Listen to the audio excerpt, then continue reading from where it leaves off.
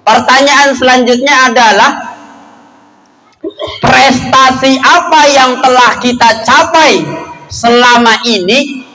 Mohon maaf, mungkin panjenengan yang sekarang sudah berumur 30 tahun, mungkin diantaranya ada yang 40 tahun. Ini perlu kita renungi apa yang telah kita capai. Allah berikan umur kepada kita di alam dunia ini, sudah digunakan untuk apa?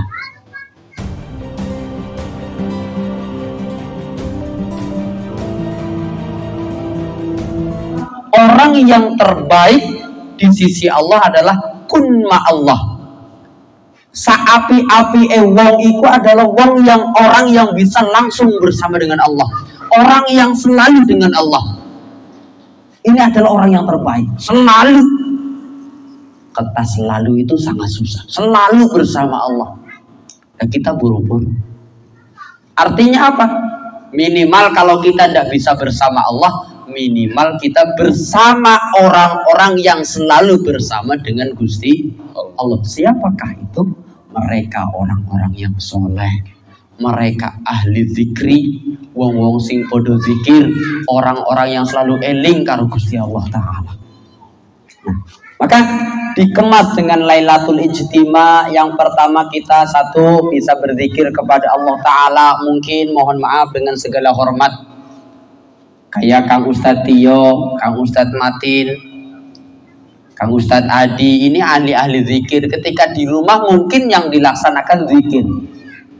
Tetapi seperti saya, orang yang jarang berzikir, di rumah ora cekelan HP ya paling apa istilah katanya, ya paling pegangan HP. Kalau ndak pegangan HP ya ndak tahu main apa, atau bahkan tidur. Waktunya habis untuk main HP, waktunya habis untuk tidur. Tetapi ketika kumpul di sini, kita bisa berzikir kepada Allah, kita bisa berzikir bersama, berdoa bersama. Ini salah satu manfaat mengikuti kegiatan-kegiatan ala Nahdlatul Ulama. Jadi tadi dikatakan, disinggung oleh ketua, jangan sekali-kali mengatakan ini bid'ah, harus butuh dalil dan lain sebagainya. Orang-orang NU itu tidak butuh dalil. Karena apa? Kiainya itu sudah menjadi dalil itu sendiri. Makanya ketika ada orang NU bertanya dalilnya mana, ini berarti kiainya kayaknya kurang bisa menjadi dalil. Artinya apa? Sudah barang tentu kalau mau berbicara tentang dalil itu, ketika kita berzikir, walaupun jeung Nabi Muhammad SAW itu di zaman itu tidak mengadakan halaqah zikir seperti ini, tetapi kan sudah jelas. Karena apa? Karena lingkaran para sahabat ini adalah orang-orang yang sinyalnya kuat. Ketika dinasehati untuk berzikir kepada Allah, semuanya zikir langsung. Jadi tidak harus kumpul seperti ini pun, istilah katanya sudah berzikir masing. Berbeda dengan kita, dikumpulkan aja susah. Dikumpulkan suruh berzikir saja ini ngapunten, pamflet ini disebar dari kapan? Oh, yang kumpul cuma segini. Artinya apa? Sinyalnya lemah. Ketika sinyalnya lemah, maka ayo kita kumpul bareng, niatnya berzikir bersama, maka keimanan kita naik. Oh, ternyata ketika berzikir bersama enak ya. Enak, lembut. Mungkin kalau di rumah, ayah Kang Ustadz Adi zikir udah biasa. Bahkan zikirnya panjang sudah biasa. Alah kalau kita zikir panjang sendirian, tasbihnya nggak tahu kemana. Orangnya bukannya zikir tapi tidur. Nah ini makanya beruntung manakala kita bisa berzikir bersama di Lailatul Ijtima. Tak lupa alhamdulillah pada kesempatan ini juga mari sama-sama kita doakan Ananda Kanaya yang alhamdulillah tepat berusia 4 tahun, mudah-mudahan menjadi orang yang solihah. Ij'alha min ibadikas solihin, ij'alha min ibadikal muttaqin, ij'alha min ahlil ilmi wa min ahlil khair wa min ahlil tuqa wa wa min ahlil Quran, wa min ahlis sa'adah, wa min ahlil barakah, wa min ahli taubah, wa min ahli aqidah, ahli sunnah wal jamaah ala tariqatin nahdlatil ulama. Ini salah satunya. Harapannya itu mudah-mudahan beliau juga menjadi kebanggaan untuk orang tuanya dan juga menjadi anak yang berbakti kepada agamanya, kepada nusa dan bangsa. Terus alhamdulillah pada kesempatan ini juga kita masuk dalam kategori baru saja merayakan ulang tahun sampeyan tahun baru Hijriyah. Maka timbul sebuah pertanyaan. Setiap tahun kita merayakan tahun baruan, baik Masihiyah atau Hijriyah. Baik perputaran matahari di antaranya adalah bulan Januari atau perputaran Qamariyah atau bulan Hijriyah itu tadi Muharram. Pertanyaan selanjutnya adalah prestasi apa yang telah kita capai selama ini. Mohon maaf, mungkin panjenengan yang sekarang sudah berumur 30 tahun, mungkin diantaranya ada yang 40 tahun. Ini perlu kita renungi apa yang telah kita capai. Allah berikan umur kepada kita di alam dunia ini, sudah digunakan untuk apa? Apakah hanya sekedar untuk leha-leha atau benar-benar digunakan untuk ibadah, ta'abbud lillah, untuk menyembah, mengabdi kepada Allah Ta'ala? Kalau hanya sekedar merayakan, semua orang bisa merayakan. Makanya di dalam Nahdlatul Ulama bil khusus Kang Ustaz Tio berupaya menginisiasi bagaimana caranya. Mari sama-sama kita renungkan dengan acara Lailatul Ijtima itu sendiri. Bukan hanya sekedar kita senang-senang dengan pawai obor lain sebagainya. Bagus pawai obor itu sebagai bentuk syiar. Tetapi di sisi lain, mari setelah kita bersenang-senang, selama ini apa yang telah kita capai? Prestasi apa yang telah kita capai? Mari kita sama-sama berkaca. Beliau Asy-Syaikh Al-Imam Wahid Hasyim, salah satu pendiri atau salah satu, mohon maaf, beliau adalah putra dari Simbah Kiai Haji Asy-Syaikh Al-Imam Hasyim Asy'ari. Umurnya nggak begitu panjang, kurang lebih 36 tahun. Beliau wafat karena kecelakaan di salah satu jalan yang menuju Bandung kalau tidak salah. Perjalanan menuju Bandung beliau wafat karena kecelakaan. Di saat itu kalau tidak salah, mohon diingatkan barangkali ada yang paham, Gus Dur ini dalam usia kurang lebih 4 tahun kalau tidak salah di saat itu. Kembali kepada Hasyim Asy'ari, mohon maaf, Wahid Hasyim. Kiai Wahid Hasyim ini umurnya tidak lama, tidak panjang, cuma 36 tahun. Tetapi pemikirannya, prestasinya sungguh luar biasa. Apa? Salah satunya adalah beliau adalah salah satu anggota BPUPKI, Badan Perumusan Undang-Undang Kemerdekaan Republik Indonesia, yang merumuskan undang-undang atau persiapan kemerdekaan Indonesia. Salah satunya adalah Asy-Syaikh Al-Imam Wahid Hasyim, putranipun beliau Kiai Haji Hasyim Asy'ari yang notabene sebagai muassis Nahdlatul Ulama. Satu prestasi. Yang kedua, beliau juga menjabat menteri agama di saat itu. Setelah kemerdekaan, beliaulah sebagai menteri pertama Kementerian Agama. Di samping itu juga beliau memegang pondok pesantren di saat itu. Kiai Haji Hashim Asy'ari sebagai muassis Nahdlatul Ulama dan sebagai muassis dari pondok pesantren Tebu Ireng dilanjutkan oleh Al-Imam Asy-Syaikh Kiai Wahid Hashim putranya, pengasuh pondok pesantren, pahlawan nasional, menteri agama. Pertanyaannya, umur kita semua, jenengan semua, kita semua, saya pribadi bil khusus sudah berapa? Pertanyaannya, prestasi apa yang telah kita capai selama hidup ini? Nah, maka mari sama-sama kita berupaya semaksimal mungkin menjadi orang yang manfaat. Di sini dikatakan Anin Nabi sallallahu alaihi wasallam, saking jan Nabi Muhammad sallallahu alaihi wasallam, ngapunten kula mboten saged tausiah. Aku nek ngaji ora nekel kitab, ngaji ndak pakai kitab, koyo-koyo arep ngomong apa ya. Makanya kalau suruh tausiah apalagi mau itu hasanah, saya malu. Kenapa? Bu, di sini ada kiai, masa saya mau itu hasanah sama kiai? Ndak sopan.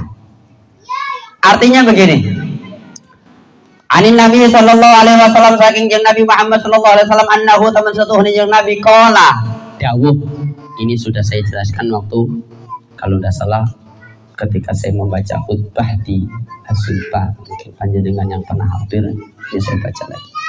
Khoslatani rong perkara la syai'un afdhalu minha, ora ana perkara kang luwih apik tinimbang sing loro mau.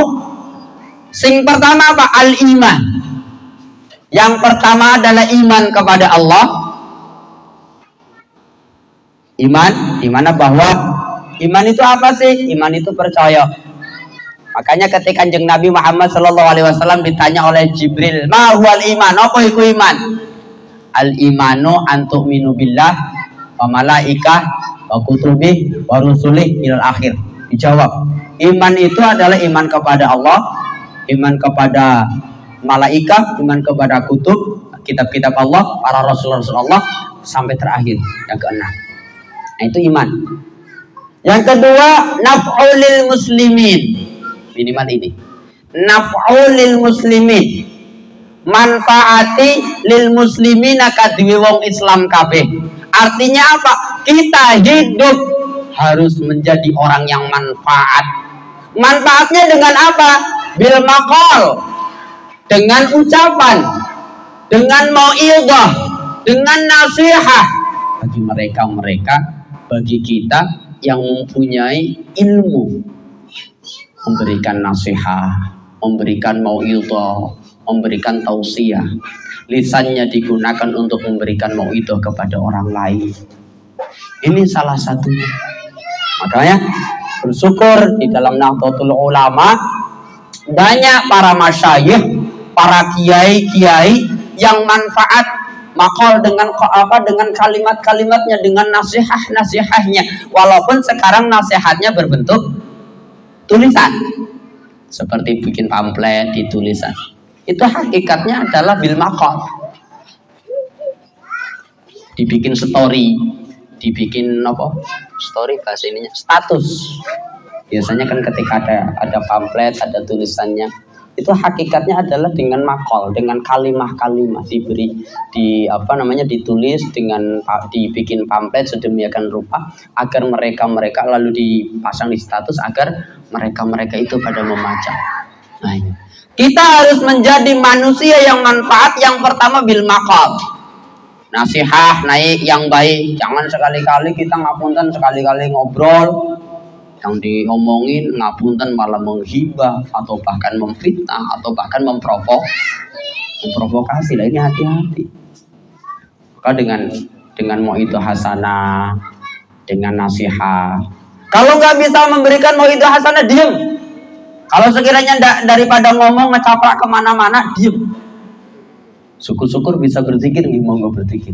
Makanya apunten dengan segala hormat di dalam kitab tasawuf itu orang bahkan ketika ditanya yang sudah tahu jawabannya ini, apunten, Kang, sampean rumahnya di blok H berapa ini Pak Tim? 18 nomor sekian. Lalu menjawab iyanya karena sudah tahu itu bisa menjadi haram. Membuang-buang kalimat kalau di dalam tasawuf. Artinya apa? Kadang kita berbicara yang tidak ada artinya, berbicara ngalor ngidul, istilahnya tidak ada manfaatnya sama sekali. Berbeda dengan para masyayikh, berbeda dengan para ulama. Ucap saucap, kalimat sekalimat itu mengandung nasihat. Maka kita harus berupaya. Kalau sekiranya ngobrol tidak ada manfaatnya, tidak usah terlalu banyak ngobrol.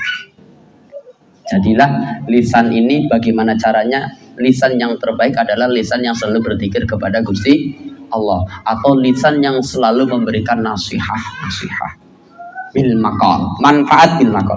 Sampai jam pinten iki, Kang? Jam 9:30 ya. Jangan terlalu lama besok kerja.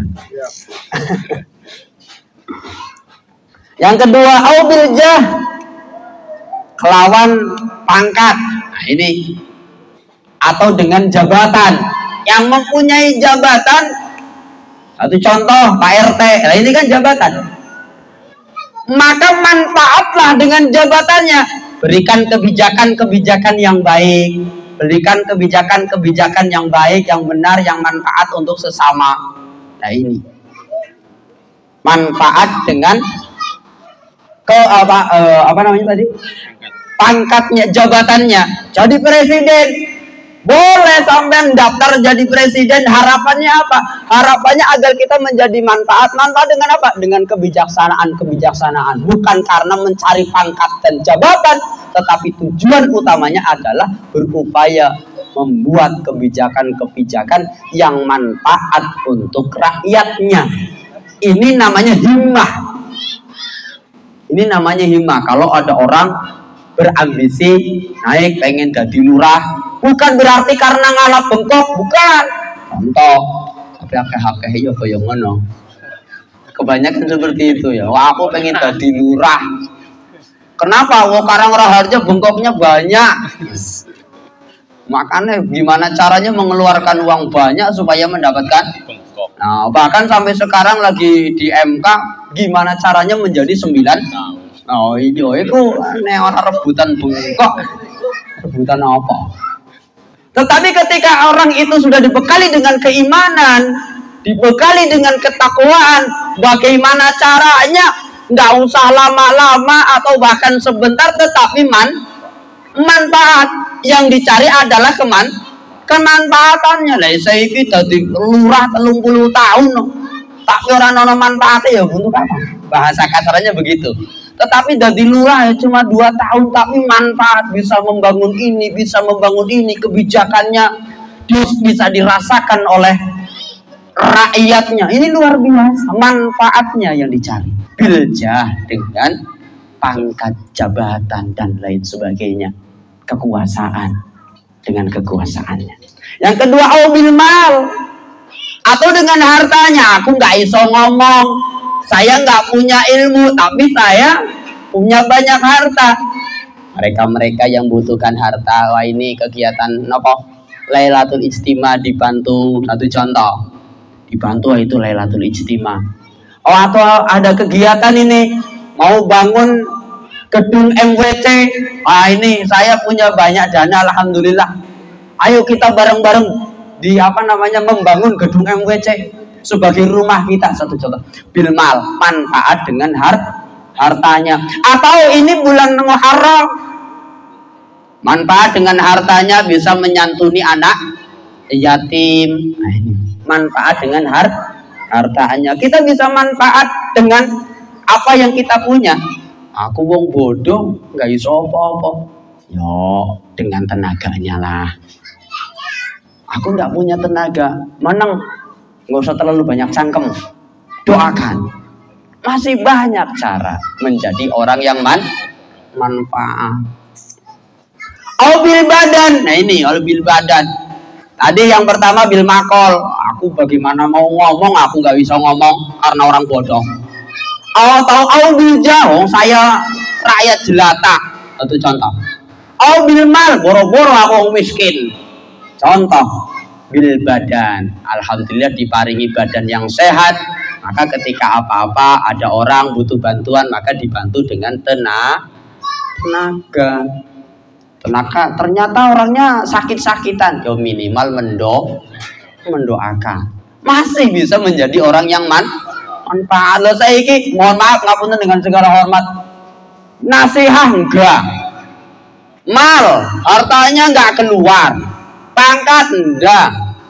Terus ada badan enggak, tetapi malah maido. Maido ini bahasa Indonesianya apa? Jedeng apa? Mencela. Nah iya, sekarang itu banyak orang yang seperti itu memberikan nasihat enggak, memberikan harta enggak. Nah ini Pak Tio lagi bangun masjid, satu contoh. Ngapunten. Bangun masjid yo, Pak Andri ngapunten gitu. Kena meneh. Lagi bangun masjid nih, satu contoh bangun masjid. Ini biasanya banyak orang-orang yang hanya sekedar ngomongnya saja. Kerja yang enggak pernah keluar, tenaganya yang enggak pernah datang, hartanya yang enggak pernah datang, sebagai pejabat yang enggak pernah hadir memberikan kebijakan. Tetapi ketika membuat seperti ini ternyata wah ini gimana sih bangun masjid seperti ini, cangkemmu. Biasanya cuma ngomong kok kerja enggak. Oh, bahasanya seperti itu. Ini banyak. Maka kalau memang sekiranya enggak bisa di antara itu, mohon maaf. Malnya nggak bisa keluar karena wong miskin. Pangkat jabatan tadi saya katakan wong rakyat jelata, nggak punya pangkat jabatan. Berbicara, oh saya wong bodoh. Bagaimana mau berbicara dengan ilmu aku wong bodoh. Dan manut-manut saja. Maka doakanlah. Karena apa? Badannya memang dalam keadaan sakit, nggak bisa berangkat kerja bakti, satu contoh. Maka doakanlah, ya Allah mudah-mudahan masjidnya cepat rampung. Kan enak masjid rampung lo kerja enggak, bahasanya begitu. Maka kita harus berupaya menjadi orang yang manfaat dengan apa yang tadi disebutkan ya Pak Tio ya.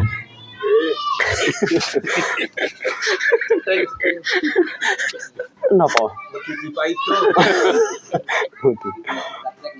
Bil badan tadi dilanjutkan boten ini. Kalau dilanjutkan sampai jam 10 ini sampai terlalu lama ini. Sedikit lagi lah ya. Oke. Qala Rasulullah sallallahu alaihi wasallam, sedikit lagi. Man asbah la yanwi dzulma ala ahadin hufira lahu majana.